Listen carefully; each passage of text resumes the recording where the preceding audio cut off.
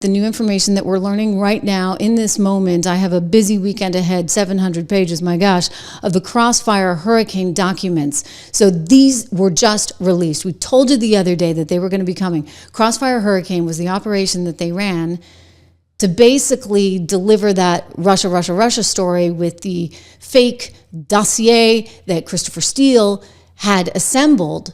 And they were running this whole thing, apparently like 20 some odd people were being targeted on the Trump campaign, where they were trying to use different agencies around the world to target these people and to get information about the opposition, which was Donald Trump. So that kind of seems a little weird to me, right? You're using the federal government to basically pick up intel on the other campaign, and you're doing it under this disguise of, well, maybe he's just an op for the Russians. Maybe he's a Manchurian candidate.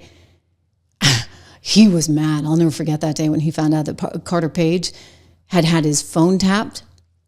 He was mad. And he knew a lot more about what was going on, but not everything, right? This is partly why he sued all of these folks, Hillary Clinton and company. He was trying to get discovery. He wanted the information. He didn't get that case through. They threw it out. And so he would have loved to have had that discovery. But now he's back in office. So guess what? He's got all the information now. This is all coming out. And we're going to learn exactly what went down. What I can tell you is basically Hillary Clinton's campaign hired the Perkins Coie law firm, which hired a company called Fusion GPS, which had investigative reporters. They went out and got Christopher Steele, who then went in turn and hired a whole bunch of people. Christopher Steele was an ex-British spy who used to have Russia as his beat. So he assembled this thing. It read like a piece of total garbage, like something you'd pick up in the Inquirer magazine, not like something that you might actually see circulated in the intel community, which was my first red flag. When I saw it, I was like, this doesn't even make any sense.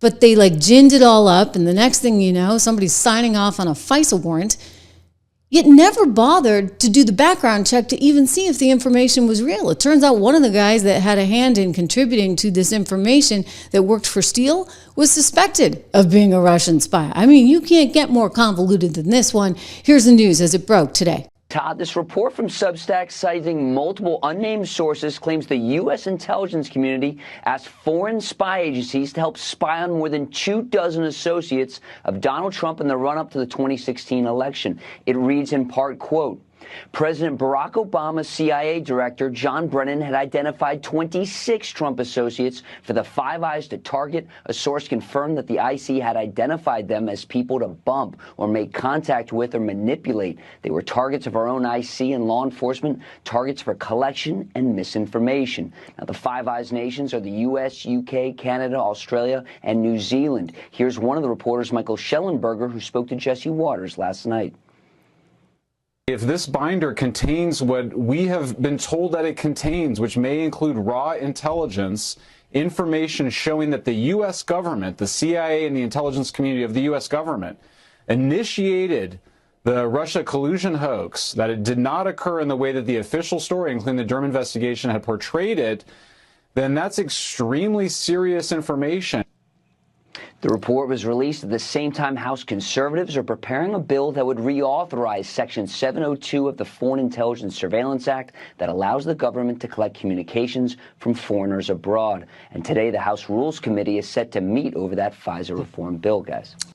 Unbelievable, right? Like, we're going to learn so much. Thank you so much, Scott Cullen, for the generosity. Yeah, I get it. You're not a Letitia fan either. Letitia, though, she's in on it too, right? The entire apparatus was all about, okay, we're going to go after Donald Trump. And they were going after him from the very beginning. And you got to say to yourself, what is it really about? Is it really him? Or is it that Obama couldn't accept the fact that his legacy was going to be turned over to Donald Trump? I mean, his girl, right? His gal, Hillary Clinton, was supposed to win. Hillary Clinton, with all her dirty entanglements and her lies. And, well, you know, this goes back to her. What do you think Crossfire Hurricane was? But her operation from her team being run by her law firm that worked for her campaign. Unbelievable. And Comey, he was so proud of the fact that he had sent out all these honeypots. We had George Papadopoulos on the show the other day. He's like, I was a victim of 3 of these things. Even on Ben Carson's campaign, they were coming after me. And I'm like, why Ben Carson? He said anybody that they thought could possibly win, they wanted intel on. So the intel community was all over this. Why? Because they didn't want to turn over, have any kind of change in power. They had Obama there for 8 years. They liked it that way. Here's Comey back in the day going on MSNBC to say, why you can't vote for Trump? Because he's going to go after me. Yeah, you better believe he's going after you. And I hope he really, really goes after you. Because I really hope that we find out, like I said, I got 700 pages to read, what is happening. You know what, Mendova Nava, thank you for the generosity, and I agree with you. I'm glad Biden's gone too. Here's Comey. When you think about a second Trump administration, what do you think the implications would be for the FBI? Oh, serious, for the Justice Department and the FBI, because Trump is coming for those institutions. He knows their power, and I think he has regrets that he didn't work hard enough to corrupt them last time. So he's coming for them, and that's a danger for all Americans. He's going to put people in positions in those organizations.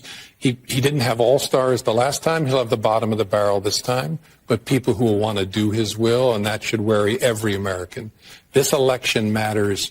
Because of a reason like that, people have to participate. You cannot sit on the sideline. I don't care how you feel about Joe Biden, you must vote for him because the consequences on the other side are too severe. Really?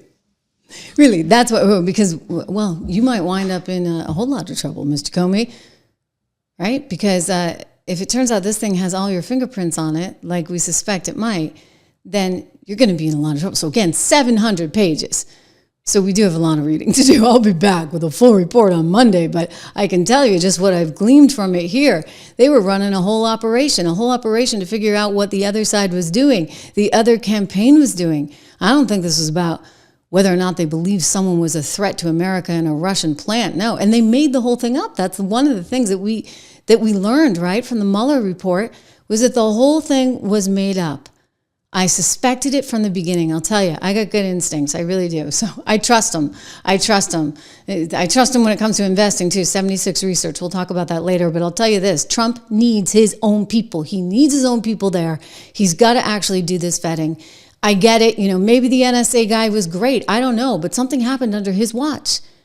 And he was in charge of cybersecurity. And look what happened with that Signalgate chat.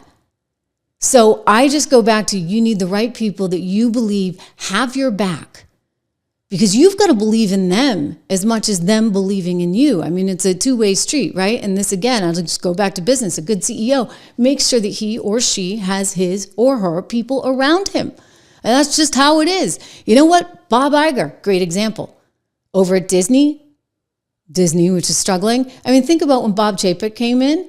And poor Bob Chapek, he didn't have his team. He had all Iger's people. Iger apparently still kept an office right there in the building, was entertaining people, having lunches, board meetings, this, that, and the other. He never got a chance to actually run it himself. So it was like, remember Obama getting a house down the street from the White House after Trump came in, and like, Obama's still running the show. You can't have that.